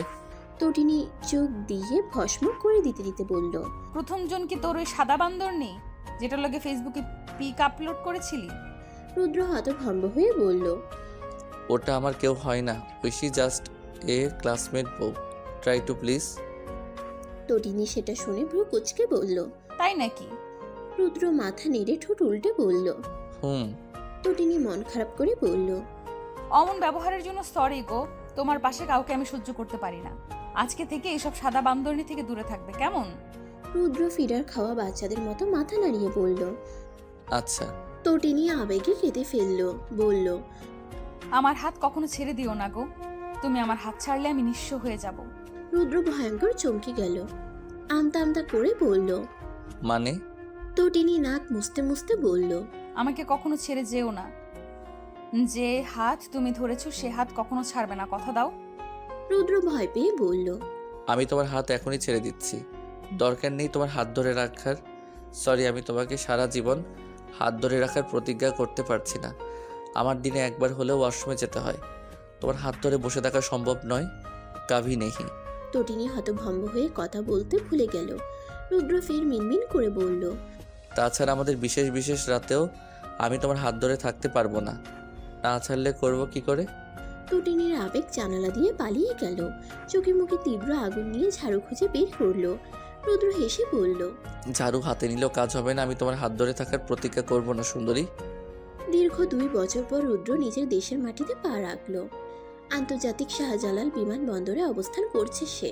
খুঁজে চলেছে আপন মানুষদের। রুদ্র যখন এদিক ওদিক তাকিয়ে কাউকে খুঁজছিল তখনই কেউ দৌড়ে এসে হামলে পড়ে রুদ্রের বুকে। অবাক হয়ে রুদ্র কিছু বলার আগেই কানে এলো চিরপরিচিত রমণের কান্নার স্বর। রুদ্র হেসে নিজেও শক্ত করে জড়িয়ে ধরল। রুদ্র হাসতে হাসতে কেঁদে ফেলল। প্রেয়সীর চুলের ভাঁজে ঠোঁট স্পর্শ করে ফের শক্ত করে বক্ষে চেপে ধরল। তটিনী চোখে জল নিয়ে হাসলো। নিজের হাতের ফুলটি রুদ্রের হাতে দিল। রুদ্র হেসে এক হাতে জড়িয়ে ধরে নিজের ব্যাগপত্র নিয়ে যেতে লাগলো সামনের দিকে। এয়ারপোর্টের বাইরে এসে তটিনীকে ছাড়লো না রুদ্র, বরং নিজের মায়ের সামনে গিয়ে দাঁড়ালো। তটিনী লজ্জায় লাল হচ্ছিল তখন। রুবা নাহার আজই জেনেছেন নিজের ছেলের বিয়ে সম্পর্কে। রুদ্র মাকে জড়িয়ে ধরল। রুবা নাহার সব ভুলে কেঁদে ফেললেন। রুদ্র একে একে বাবা ভাইকে জড়িয়ে ধরল। সবার শেষে নিজের শাশুড়িকে গিয়ে সালাম করলো, তুরফানকে কাঁধে তুলে নিয়ে আদর করলো। অবশেষে গাড়িতে উঠে রওনা দিল নিজ গৃহে। তটিনীরা যেতে চাইছিল না, কিন্তু রুবা নাহার জোর করে নিয়ে আসলেন। আগে সম্পর্ক যেমনই হোক, মেয়েটা তার ছেলের বউ। তটিনী গাড়িতে রুদ্রের পাশে বসলো। রুদ্র এক হাত দিয়ে জড়িয়ে রাখলো নিজের সাথে। তটিনী লজ্জায় মাথা তুলে তাকাতে পারলো না। এক হাত স্বামীর বক্ষে রেখে মাথা নিচু করে রইল। রুদ্র বাহিরের দিকে তাকিয়ে মন প্রাণ ভরে নিঃশ্বাস নিতে লাগলো। নিজের দেশের হাওয়া গায়ে মাখিয়ে নিতে নিতে তটিনীর এক হাত নিজ হাতের মুঠোয় নিয়ে চুমু খেলো। তটিনী ফিসফিস করে বলল। একটু সবুর করুন। রুদ্র চোখ রাঙিয়ে বলল। কোনো সবুর টবুর করতে পারবো না। 2 বছর পর বউকে কাছে পেয়েছি। আমি ভেবে রেখেছি 1 মাস দরজা জানালা বন্ধ করে রাখবো। তটিনী হতভম্ব হয়ে বলল। আপনি তো আগে এমন নির্লজ্জ ছিলেন না। বিদেশের হাওয়া গায়ে লাগিয়ে চরম নির্লজ্জ হয়ে গেছেন। রুদ্র হেসে নাক টিপে দিয়ে বলল। আমি তোমার ক্ষেত্রে সবসময় এমন। শুধু আগে প্রেমিকা ছিলে বলে দেখাইনি, এখন বউ, তাই সবই দেখাতে পারি। তটিনীর কান দিয়ে ধোঁয়া বের হতে লাগলো। তন্মধ্যে রুদ্র তটিনীর একটি হাত নিজের স্পর্শকাতর স্থানে চেপে ধরল। তটিনী চমকে উঠে চোখ বড় বড় করে ফেলল। রুদ্র দাঁতে দাঁত চেপে বলল। সব কিছুর হিসাব নিব। সময় অসময়ে আমাকে নানানভাবে নিজের দিকে ধাক্কা মেরেছ। দূরে ছিলাম বলে দাঁতে দাঁত চেপে সহ্য করেছি। এবার তোমার সহ্য করার পালা বউ, প্রস্তুত থেকো। তটিনী লজ্জায় মনে হলো অজ্ঞান হয়ে যাবে। রুদ্র হাত ছেড়ে দিয়ে তটিনীকে নিজের সাথে চেপে ধরল। বলা যায় এক মতো কোলেই বসিয়ে দিল। তটিনী মনে মনে আল্লাহকে স্মরণ করলো। ভাগ্যিস তাদের সাথে বড় কেউ নেই। তুরফান ও রাজ গেম খেলায় মগ্ন। রুদ্র তটিনীর বক্ষের দিকে রহস্যময় হেসে তাকালো। তটিনী থমথমে কণ্ঠে বলল। আপনি বিদেশি সাদা বান্দরদের মতো হয়ে গেছেন রুদ্র ভাই। না জানি আরো কি কি দেখা বাকি। রুদ্র বাঁকা এসে বলল। তুই চাইলে গাড়িতে বসেই সব কাঁপিয়ে দিতে পারি। তটিনীর গলা শুকিয়ে গেল। রুদ্র হেসে বলল। কেমন লাগে? অনেক জ্বালিয়েছ। আমি আজকের দিনটার অপেক্ষায় ছিলাম। শুধু ভার্জিন বউ দেশে রেখে গেছিলাম, এবার নন ভার্জিন করার সময় এসেছে। নিজেকে প্রস্তুত করো, তোমার আর রেহাই নেই। বাড়িতে পৌঁছে হাফ ছেড়ে বাঁচল তটিনী, কিন্তু তার জন্য অপেক্ষা করছিল আরো ভয়ঙ্কর কিছু। রুদ্রের বন্ধুরা রুদ্রের রুম ফুল দিয়ে সাজিয়েছে। তটিনী বহুদিন পর জন্ম থেকে বড় হওয়া নিজের রুমে গেল। ঈশানীকে রুবা নাহার সম্মান দিয়ে কথা বলছেন। বেআইন করে মুখে ফেনা তুলে ফেলেছেন। বিভিন্ন রকমের খাবার রান্না করেছেন। খাওয়া দাওয়া শেষ করে সবাই আড্ডা দিতে বসলো। রুদ্র নিজের রুমে গিয়ে কিছু সময় ঘুমিয়ে নিল। বিকেলের দিকে তটিনীকে লাল পেরে সাদা শাড়ি পরানো হলো। মাথায় দেওয়া হলো লাল ও সাদা মিশ্রণের ওড়না। লাল টকে লিপস্টিক লাগিয়ে সাজ কমপ্লিট করা হলো। বউ সাজার আগে তটিনীর হাতে মেহেদি দেওয়া হয়েছিল। সেই মুহূর্তে রুদ্রের হাতেও তটিনীর নাম লেখা হয়েছিল। সন্ধ্যা হতে হতে রুদ্রের সাজানো ঘর যদিও একটু অগোছাল হলো। রুদ্রের বন্ধুরা সব আবার গুছিয়ে দিল। রুদ্র ও তটিনীকে সোফায় বসানো হলো একসাথে। রুদ্র সাদা পাঞ্জাবি পরেছে। সবাই দোয়া করে উপহার দিচ্ছে। উপহার দেওয়া শেষে রুদ্র ও তটিনী একে অপরের হাতে আংটি পরিয়ে দিল। পারিবারিকভাবে সকলের দোয়া নিয়ে রুদ্রের বউকে ঘরে তোলা হলো। আনুষ্ঠানিক অনুষ্ঠান হবে তটিনীর পড়াশোনা শেষ হলে। রাত 10টার দিকে তটিনীকে রুদ্রের ঘরে নিয়ে আসা হলো। সবার সব আবদার রেখে রুদ্র তার রুমে প্রবেশ করলো। তটিনী তখন চুপসে বসেছিল বিছানায়। রুদ্রের অপেক্ষায় থাকলেও রুদ্রের প্রবেশ বুঝতে পেরে তার ভয় কাজ করছে। রুদ্র এগিয়ে এসে তটিনীর পাশে বসলো। দু হাতে ওড়না উপরে তুলে নিজের বউকে মন প্রাণ ভরে দেখলো। থুতনি ধরে মুখ উপরে তুলতেই তটিনী চোখ বুঝে ফেললো। রুদ্র হেসে গাঢ় চুমু খেলো তটিনীর ললাটে। রাত গভীর থেকে গভীর হলো। বারান্দায় নিজের প্রেয়সীকে নিয়ে চাঁদ বিলাস করলো রুদ্র। তটিনী রুদ্রের কোলে বসে তখনও রুদ্রের বুকের সাথে লেপ্টে। সে কি ভেবেছিল? আর রুদ্র কি করলো? মানুষটা তাকে ভয় পাওয়ানোর জন্য ওসব কাণ্ড করেছিল। তবে সে জানে এটা তার স্বামীর হক। এটাও জানে রুদ্র তার বউয়ের ইচ্ছার বিরুদ্ধে কখনোই কিছু চাইবে না। অগত্যা তটিনী আজকের রাতকে স্মরণীয় রাখতে সাহস করলো একটু। রুদ্রের বক্ষ থেকে মাথা তুলে রুদ্রের চোখে চোখ রাখলো। রুদ্র অবাক হয়ে বলল। গোয়াউনি? তটিনী কোনো কথা না বলে একে অপরের অমৃত সুধা এক করে দিল। রুদ্র প্রথমে হতভম্ব হয়ে গেল, পরে নিজ থেকেই অমৃত পান করতে লাগলো। তটিনীর তখন নাজেহাল অবস্থা। আর যদি সে সাহস না করে এগোতো তো বুঝতেই পারতো না তার স্বামীর বুকে এত তৃষ্ণা। ভাগ্যিস সাহস করে এগিয়েছিল। রুদ্রের অবস্থা খারাপ হলো। ঠোঁট থেকে নেমে গলায় মুখ ডুবালো। টটিনির শ্বাস রুদ্ধ হয়ে এলো। কিছু একটা মনে পড়তেই রুদ্র ছেড়ে দিয়ে জোরে জোরে শ্বাস নিতে লাগলো। টটিনি তখন লজ্জায় মাথা নিচু করে বসে। রুদ্র অনুমতি চাওয়ার জন্য কিছু বলার আগেই টটিনি লজ্জায় মিনমিন করে বলল, অনুমতি নিতে হবে না আপনার মতো আমিও নিজের ভালোবাসায় ভেসে যাওয়ার অপেক্ষায় আছি। রুদ্র নিজের উত্তর পেয়ে গেল। মাথার চুল এলোমেলো করে নিল নিজের। পাঞ্জাবি ছুঁড়ে ফেলে টটিনিকে কোলে তুলে নিল। টটিনির তখন মরি মরি অবস্থা। রাতের শেষ প্রহরে দুজন দুজনের সাথে মিলিত হলো। টটিনির অবস্থা খারাপ। তোর মেয়ে জগৎ সংসারে দুটো নাই। তুমি প্রথম যে নিজের হাজবেন্ডকে বিশেষ মুহূর্তে এমন প্রশ্ন করে বিভ্রান্ত করো। পৃথিবীর প্রাপ্তবয়স্ক সব পুরুষই এসব জানে। কোনো এক্সপিরিয়েন্সের দরকার হয় না মেয়ে। টটিনি লজ্জায় মাথা নিচু করে ফেলল। রুদ্র নিজেকে শান্ত করে বউকে বুকে জড়িয়ে ধরে বলল, আমি সরি ঐশী, আর এমন হবে না বউ। টটিনি কেঁদে ফেলল হাউমাউ করে। রুদ্র শুধালো। কাঁদছো কেন? টটিনি কাঁদতে কাঁদতে নাক টেনে বলল, পৃথিবীতে কোনো পুরুষ আপনার মতো নয় বলেই আমি আপনাকে ভালোবাসি। এটা সুখের কান্না রুদ্র ভাই। যে পুরুষ বিশেষ মুহূর্তে নিজেকে কন্ট্রোল করতে পারে সে অবশ্যই অস্কার পাওয়ার যোগ্য। রুদ্র রেগে দাঁতে দাঁত চেপে বলল, আমি পৃথিবীর সবচেয়ে ভালো পুরুষ বলেই এই বিশেষ মুহূর্তে তোমার মুখে ভাই শুনেও হাত গুটিয়ে বসে আছি ঐশী। সময় প্রবাহমান নদীর মতো বয়ে যায়। সময় কখনো কারোর জন্য থেমে থাকে না। আকাশে বাতাসে বারবার এসে দোল খেয়ে যায় শীত, গ্রীষ্ম, বসন্ত ও হেমন্ত। শরৎকাল হলো কাশফুলের ছোঁয়া পেতে ছুটে চলে তরুণ তরুণী থেকে শুরু করে বাচ্চারাও। তেমনই একটি শরৎকালে বাচ্চা কাচ্চা স্বামীসহ পরিবারের সবাইকে নিয়ে কাশফুলে ঘুরতে এলো টটিনি। আগের সেই অনার্স পড়ুয়া টটিনির সাথে বর্তমানে টটিনির বিস্তর ফারাক। বেগুনি রঙা জামদানি শাড়ি পরে রুদ্রর হাত ধরে হাঁটছে টটিনি কাশফুলের মধ্যে দিয়ে। রুদ্রের পরনে বেগুনি পাঞ্জাবি। টটিনির হাত ধরে হাঁটতে হাঁটতে বলল, এই শরীর নিয়ে আসা উচিত হয়নি ঐশী। তুমি দেখেছো কেমন ক্লান্ত হয়ে যাচ্ছ। টটিনি হেসে শুধালো, আপনি পাশে আছেন। এখন ক্লান্তিতে নুইয়ে পড়লেও আপনি টেনে তুলবেন। যদি হাঁটতে না পারি তো কোলে নিয়ে হাঁটবেন। রুদ্র মুচকি হেসে হাতের মুঠো শক্ত করে বলল। কষ্ট হচ্ছে হাঁটতে? টটিনি নিজের উঁচু পেটে হাত রেখে বলল, একদম না, আমি তো বরং এনজয় করছি। আমাদের বাবু পেটে থেকেই কাশফুল ঘুরে ফেলছে। রুদ্র হেসে মাথায় টোকা দিয়ে বলল। পাগলি। রুদ্র ও টটিনির আগে আগে ঐশ্বর্য ও ঐতিহ্য তাদের দাদা দাদু ও নানির হাত ধরে হেঁটে চলেছে। ঐশ্বর্য ও ঐতিহ্য হলো রুদ্র ও টটিনির দুই মাত্র সন্তান। ঐশ্বর্য হলো ঐতিহ্যের 2 বছরের বড়। বর্তমানে তাদের বয়স 5 ও 3। 3 বারের মতো টটিনি আবারও মা হচ্ছে। টটিনি ও রুদ্রের পিছনে রাজ ও তুরফান। দুজনে বর্তমানে মেডিকেল স্টুডেন্ট। রাজ ও তুরফানের আগের মতো সেই শিশুসুলভ চেহারা নেই। শিশুসুলভ চেহারার পরিবর্তে দুজনের মুখে চাপদারি গোফে ভরে গেছে। দুজনই চোখে লাগার মতো সুদর্শন যুবক। ঐশ্বর্য নানির হাত ছেড়ে দৌড় দিল পিছনে। ঐশ্বর্যে দেখা দেখি রুবা নাহারের কোলে বসা ঐতিহ্য হাত বাড়িয়ে দেখালো সেও বোনের পিছনে যেতে চায়। কোলে বসে লাফাতে লাগলো। আদো আদো স্বরে ডাকতে লাগলো, আপি লে নাও, তাতু আমাকে নামাও, আমি তাবো। ঐশ্বর্য থামলো না। এক ছুটে রুদ্রের সামনে গিয়ে দাঁড়ালো। রুদ্র অবাক হয়ে বলল, কি মা দৌড়াচ্ছ কেন? ঐশ্বর্য বাবার হাত ধরে বলল। রুদ্র হেসে মেয়েকে কোলে নিল।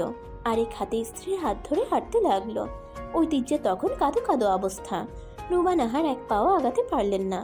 ঈশানী মৃদু হেসে বললেন, দাদু ভাই এসো নানুর কোলে। ঐতিহ্য এই পর্যায়ে কেঁদেই ফেলল।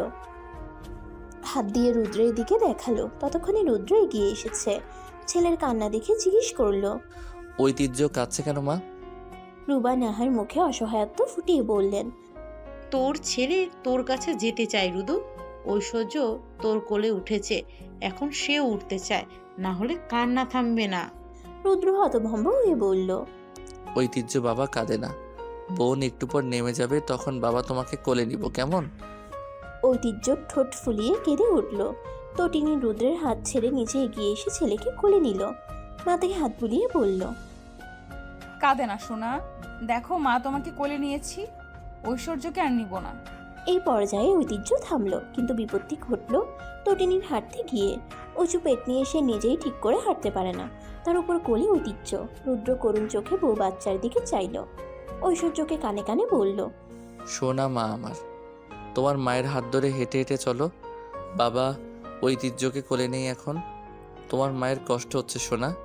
ঐশ্বর্য বুঝতার বাচ্চার মতো বাবার কথা শুনলো। রুদ্র মেয়েকে নামিয়ে ছেলেকে কোলে নিতেই ঐতিহ্য জিব্বা বের করে বোনকে ভেঙালো। রুদ্র হত বিহবল হয়ে এইটুকু ছেলের কাণ্ড দেখে বলল। একদম মায়ের মতো হয়েছে ছেলেটা।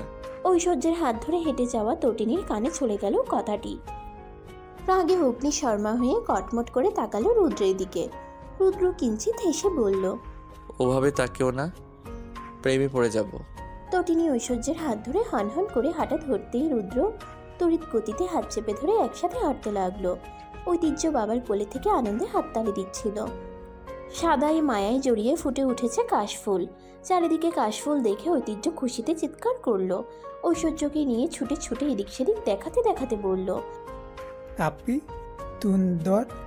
রুদ্র বউ ও ছেলে মেয়েদের একের পর এক ছবি তুলতে লাগলো।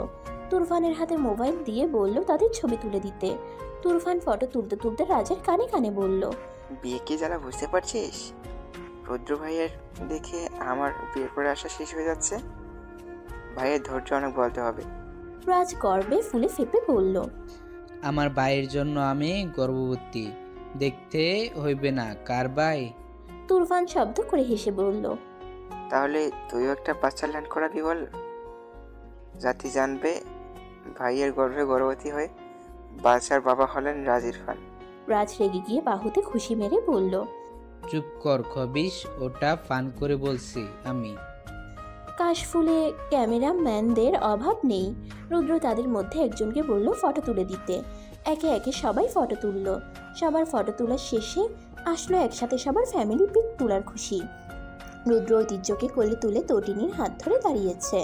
ঐশ্বর্য তুরফানের কোলে দাঁত বের করে হেসে গলা জড়িয়ে আছে। রাজ তটিনীর পাশে দাঁড়িয়ে দাঁত বের করে আছে। রুবা নাহার স্বামীকে দাঁড় করিয়ে ঈশানীকে নিজের পাশে দাঁড় করিয়ে জড়িয়ে ধরলেন। ক্লিক হলো পিকচার। উঠে গেল অসম্ভব সুন্দর একটি ফ্যামিলি ফটো। তার ঠিক 2 বছর পরের কথা। সেই ফ্যামিলি ফটো ফ্রেমটি হাতে জড়িয়ে এক বিষণ্ণ সন্ধ্যায় বারান্দায় বসতে দেখা গেল ঈশানীকে। সূর্য নিভে গিয়ে আস্তে আস্তে পৃথিবী ঢেকে যাচ্ছে অন্ধকারে। হাতের ফটো ফ্রেমে চোখ বুলিয়ে ঈশানী কেঁদে ফেললেন। অন্ধকার আকাশের দিকে তাকিয়ে ডায়েরির ভাঁজে চিঠি লিখলেন নিজের প্রাণ প্রিয় প্রণয় পুরুষকে। প্রিয় প্রয় পুরুষ, তুমি আমার জীবনে এসেছিলে এক থোকা কাশফুলের মতো। সাদায় মায়ায় জড়ানো আমি তোমার লাল রঙা হৃৎপিণ্ডের ঠাঁই পেয়ে সর্বনাশী হয়েছিলাম। তোমার তরে নিজের সর্বনাশ নিশ্চিত করে ফেলেছিলাম আমরণের জন্য। আমার সেই সর্বনাশের প্রতিনিয়ত আমাকেই তোমার দিকে টেনে নিয়ে যেতে লাগলো। কলেজে ফাঁকি দিয়ে আমি তোমাকে এক পলক দেখার আশায় ছুটে যেতাম তোমার নির্ধারণ করা যে স্থানে। জানো প্রণয় পুরুষ, আমি আজও ছুটে যাই। শরতে যখন কাশফুল ছুটে যায় তখন আমি এদিক সেদিক তাকিয়ে তোমাকে খুঁজে বেড়াই। শীতে যখন ভারী ভারী জামা কাপড় শরীরে পরিধান করি তখন আমি তোমায় ভেবে শরীরে জড়িয়ে রাখি সেই ভারী বস্ত্র সমূহ। মনে হয় তুমি জড়িয়ে আছো। গ্রীষ্মের যখন গরমের তাপে বারংবার স্নান করতে যাই তখন আমি কল্পনায় বারংবার তোমায় ভেবে শরীরের প্রণয়ের অদ্ভুত শিহরণ জাগিয়ে তুলি। আমার মনে হয় তুমি জুড়ে আছো আমার অঙ্গে প্রতিটি ভাঁজে ভাঁজে। তোমার আমার প্রণয় উপেক্ষা খুবই অল্প সময়ের ছিল। সংসার হলো, সন্তান হলো, কিন্তু তুমি রইলে না। আমাদের এই উপক্ষণে তুমি না থাকলে আমি তোমাকে কল্পনায় রেখে দিয়েছি। এই যে ফটো ফ্রেমটা, আমি আমার পাশে তোমাকে ভেবে কল্পনা করে তোমার দিকে তাকিয়ে আছি। দেখো দেখো, আমার চোখ তোমার দিকে হেসে তাকিয়ে আছে। তুরফান তখন নিজের রুম থেকে চিৎকার করে ডাকলো। মা। একটু থেমে ঈশানী ফির লিখতে লাগলেন। দেখেছো তোমার সন্তানদের কত বড় হয়ে গেছে ওরা। তোমার মেয়ে তো 3 সন্তানের জননী। স্বামী সংসার নিয়ে তার ভরা সংসার। তোমার ছেলেটাও বড় হয়েছে, ওকেও বিয়ে করাবো কিছু বছর পর। তুমি দেখেছো তো আমাদের তাহের। আমার দিন ভালোই যায়, শুধু সন্ধ্যার আকাশ দেখলেই তোমাকে ভেবেই আমার সব থমকে যায়। আমি একাকী বিছানায় তোমার শূন্যতা অনুভব করি বারবার। তুরফান মায়ের সাড়া না পেয়ে এগিয়ে এলো। নিশ্চুপে হেঁটে এসে দাঁড়ালো মায়ের পাশে। মুখ নিচু করে একটু একটু করে পড়ে নিল দীর্ঘ চিঠিটি। ঈশানী হেসে তাকাতেই তুরফান শব্দ করে কেঁদে মাকে জড়িয়ে ধরল। রাতের অন্ধকারে মা ছেলের কান্নার স্বর বড্ড ভয়ঙ্কর শোনালো। ঈশানী এক সময় ছেলেকে জড়িয়ে ধরেই ঘুমিয়ে পড়লেন। তুরফান তার মায়ের ডায়েরিটা হাতে তুলে নিল। ফকফকা পৃষ্ঠায় লিখে ফেললো নিজের বাবাকে নিয়ে কিছু কথা। বাবা, আমি তোমার সেই ছোট্ট ছেলে। তোমার মুখাবয়ব আমার কাছে অস্পষ্ট, কিন্তু আমি তোমাকে অসম্ভব ভালোবাসি বাবা। তার থেকেও বেশি ভালোবাসি মাকে। তুমি অবহেলায় চলে গিয়ে আমার মাকে জন্মদুঃখিনী করে গেছিলে বাবা। আমি তোমাকে কথা দিচ্ছি, জীবনের অন্তিম অধ্যায় পর্যন্ত আমি তুরফান ইরফাত তোমার ছেলে নিজের মায়ের পাশে থাকবো। এই যে তোমার কনিষ্ঠ পুত্র তুরফান ইরফাত ঐক্য।